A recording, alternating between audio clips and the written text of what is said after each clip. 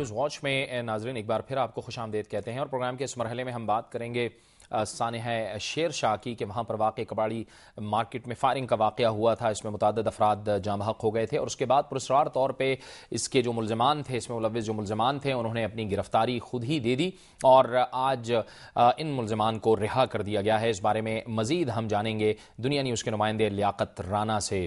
لیاقت، ظاہر ہے کہ یہ ایک پراسرار طور پہ انہوں نے خود ہی اپنے آپ کو پیش کیا، گرفتاری دی اور اس کے بعد آج رہا ہو گئے. کیا بتایا گیا ہے اس حوالے سے؟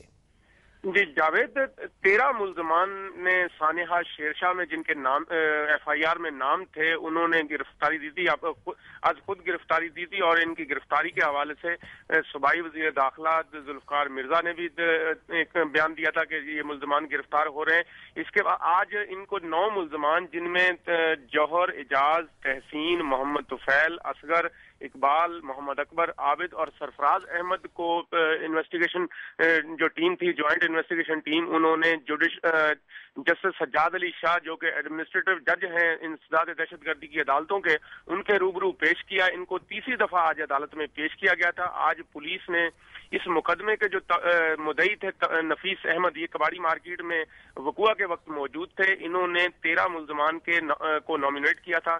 لیکن آج جب وہ عدالت کے روبرو پیش ہوئے ملزمان کو شناخت کرنے کے لیے تو انہیں کہا گیا کہ آپ نے چونکہ ان ملزمان کے نام اور ان کی ولدیت ایف آئی آر میں درج کرائی ہے تو یہ جو ملزمان عدالت میں موجود ہیں ان کو شناخت کریں کہ یہ ملزمان کون سا بندہ، کون سے اس کا نام کیا ہے. تو وہ مدعی جو اپنے وکیل راؤ محمد شریف کے ساتھ عدالت میں موجود تھے کسی بھی ملزم کو شناخت نہ کر سکے.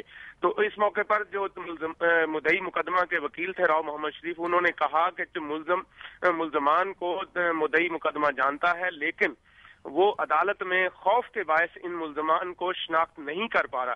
عدالت نے اس کے بعد تفتیشی افسر کو بلا کے بھی سرزنش کی کہ پولیس کی تفتیش کے باوجود ایک جوائنٹ انویسٹیگیشن ٹیم بنی ہے، اس کے باوجود جو ملزمان ہیں ان کے بارے میں نہ تو مدعی کو کوئی شناخت ہے، نہ گواہوں کے بارے میں کوئی علم ہے.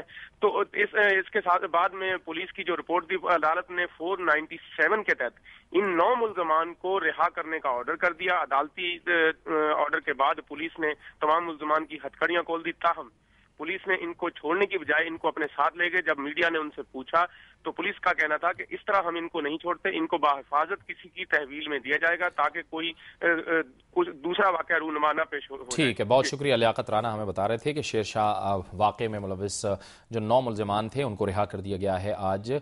تاہم ان پر ظاہر ہے پولیس نے بتایا ہے کہ ان پر نظر رکھی جائے گی. دوسری طرف آج کراچی، گزشتہ روز جو کراچی میں واقعہ ہوا تھا اور دھماکہ ہوا تھا، اس کی دنیا نیوز کو فوٹیج موصول ہوئی ہے اور اس فوٹیج یعنی اس فلم کی روشنی میں وزیر داخلہ سندھ ذوالفقار مرزا نے میڈیا سے گفتگو کرتے ہوئے اپنے خیالات کا اظہار کچھ اس طرح سے کیا ہے.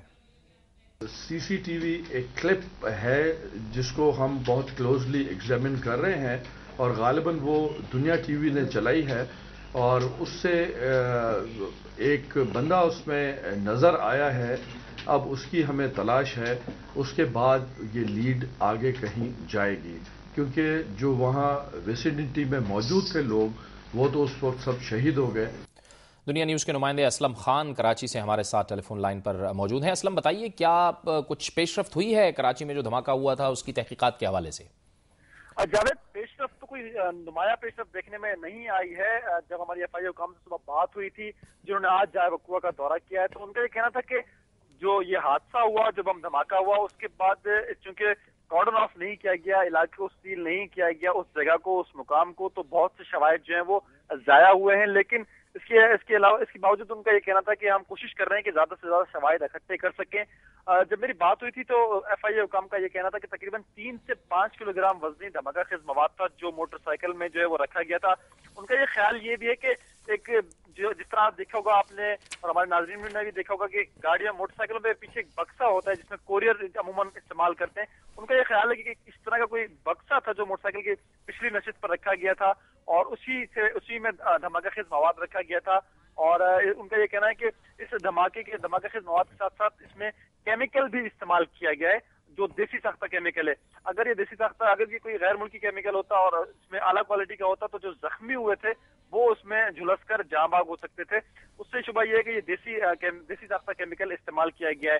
اس کے علاوہ اس میں नट बोल्ट आज भी यहाँ से मिले हैं। और जावेद ये भी बताऊं कि मैं 300 से 500 मीटर का जो रकबा है उसमें इंसानी आजादी बिखरे है, और इसके साथ साथ नट बोल्ट और बॉल बेरिंग भी थे, जिसको एफआईए की टीम ने और कुछ मुकामी अफराद ने भी आज सुबह तकरीबन दोपहर 1 बजे तक इकट्ठा किया और एफआईए की टीम के हवाले किया। एफआईए की टीम ने जो मोबाइल तबाह हुई है उस मोटरसाइकिल से, अगर वो मोबाइल नहीं होती तो उससे जिस जगह वो धमाका हुआ उसके पीछे जो घर थे, क्लिनिक और बैंक वगैरह थे, उनको बहुत ज्यादा नुकसान पहुंचता। उस मोटरसाइकिल से जो जैसे ही वो धमाका हुआ, जो पुर्जे निकले, नट बोल्ट निकले या जो चीजें थी, उसने सबसे ज्यादा नुकसान पहुंचाया उस मोबाइल को। उस मोबाइल का अगला हिस्सा मुकम्मल तौर पर तबाह हो गया और जाहिर है कि पिछला जो हिस्सा था उसको भी बहुत बुरी तरह नुकसान पहुंचा। उस मोबाइल के जो कुछ जो टुकड़े थे वो पुलिस एफआईए की टीम ने हासिल किया और लैब टेस्ट के लिए इस्लामाबाद भिजवाया है। बहुत शुक्रिया असलम खान, हमें कराची धमाके की तहकीकात के हवाले से बता रहे थे। अब हम जानेंगे कि लाहौर में भी गुज़िश्ता रोज़ खुदकुश हमला हुआ था जिसमें मुतअद्दिद कीमती जानें ज़ाया हो गई थी। दुनिया न्यूज़ के नुमाइंदे नोमान शेख हमारे साथ मौजूद हैं। जी नोमान, बताइए कि लाहौर धमाके के हवाले से क्या कुछ पेशरफ्त हुई है तहकीकात में? जी जावेद, बिल्कुल इसके बारे में इसकी पेशरफ्त ये हुई है कि सबसे पहले तो रात को इसकी एफआईआर दर्ज की गई थी और एफआईआर में ये लिखा गया था कि 3 अफराद थे जिनमें से एक ने आगे आके धमाका किया और उसके पीछे 2 साथी थे। इसी बिना पर पुलिस ने आज तकरीबन 4 अफराद को हिरासत में लिया और उनसे तफ्तीश जारी है। इसके अलावा वहां पे जो करीबी बैंक निजी बैंक, उनसे सीसीटीवी फुटेज भी हासिल की गई है और सियासतदारों की जो मुश्तरका टीम थी उन्होंने उस फुटेज से मुख्तलिफ जो है खाके तैयार कर रही है वो इस वक्त। और इसके अलावा जो हमलावर के उन्हें पार्ट्स वगैरह मिले थे वहां से, वो भी उन्होंने डीएनए टेस्ट के लिए भिजवाए हैं, जिसकी 1-2 रोज में रिपोर्ट आएगी। और इसके अलावा जो वहां से सर मिला था उसके, क्योंकि मास्क नहीं था चेहरे पे, उसको भी भिजवाया ताकि उसकी सर्जरी के बाद जो है वो तस्वीर जो है वो खाके की सूरत में एक शाया की जाएगी। और इसके अलावा उनका ये भी कहना था कि इर्द गिर्द के इलाके में हमने कई और अफराद को भी इस वक्त हिरासत में लिया हुआ है जिनसे मुख्तलिफ तफ्तीश जारी है।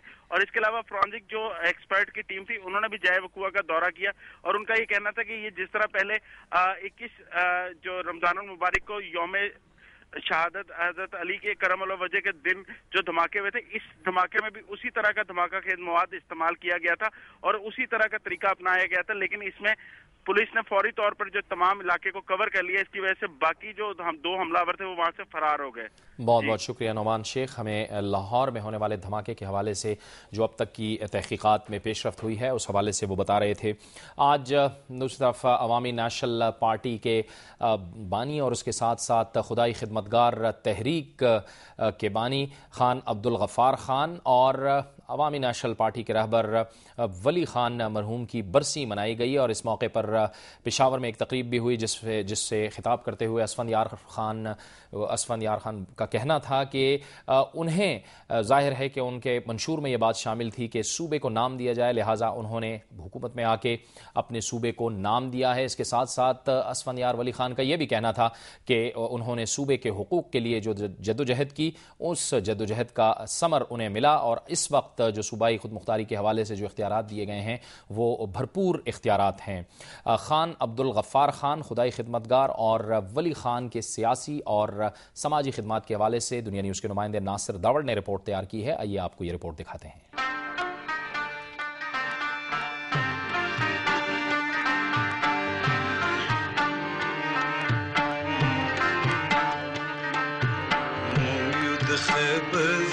پختو زمونږ شان دی مونږ پښتانیو پر وطن ځان قربان دی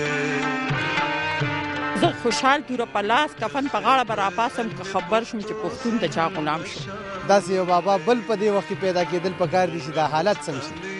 خدائی خدمتگار تحریک کے بانی باچا خان اور ان کے فرزند خان عبدالولی خان نے اپنی ساری زندگی فلسفہ عدم تشدد کے پرچار کے لیے وقف کیے رکھی اور پوری دنیا کو امن کا پیغام دیا۔ بر صغیر کے اس عظیم سیاستدان نے پختون قوم کے حقوق کے لیے آواز بلند کی۔ آئین کی بالادستی اور صوبائی خود مختاری ان کی سیاست کا محور تھی۔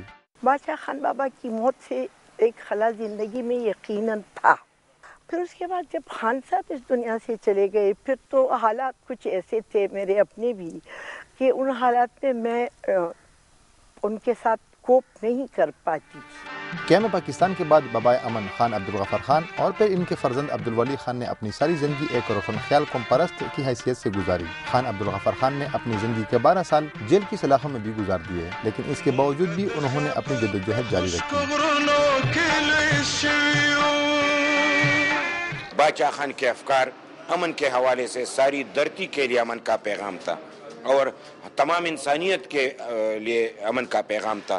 اور اسی دن، اسی برسی کے دن ہمیں امن کو یاد رکھنا ہے، عدم تشدد کو یاد رکھنا ہے اور اپنی قوم کے مستقبل کو سنوارنے کے لیے صبر آزما جدوجہد کرنا ہے. پختونوں کو اندھیروں سے نکالنے اور انہیں بشعور قوم کی حیثیت سے دیکھنا چاہتے تھے. اس جدوجہد کے دوران ان پر غداری جیسے الزامات بھی لگائے گئے، تاہم انہوں نے اپنی اصولی سیاست اور نظریات پر کبھی سودے بازی نہیں کی. یہی وجہ ہے کہ آج بھی ان کے پیروکار نہایت عقیدت و احترام سے اپنے رہنماؤں کی برسی مناتے ہیں. آج پختون خطہ جس مشکلات و مصائب سے دوچار ہے، اس میں ایک بار پھر خدائی خدمتگار کا فلسفہ عدم تشدد کو اجاگر کرنے کی ضرورت ہے تاکہ بے چینی اور امن و امان کی ابتر صورتحال کو بہتر کیا جا سکے.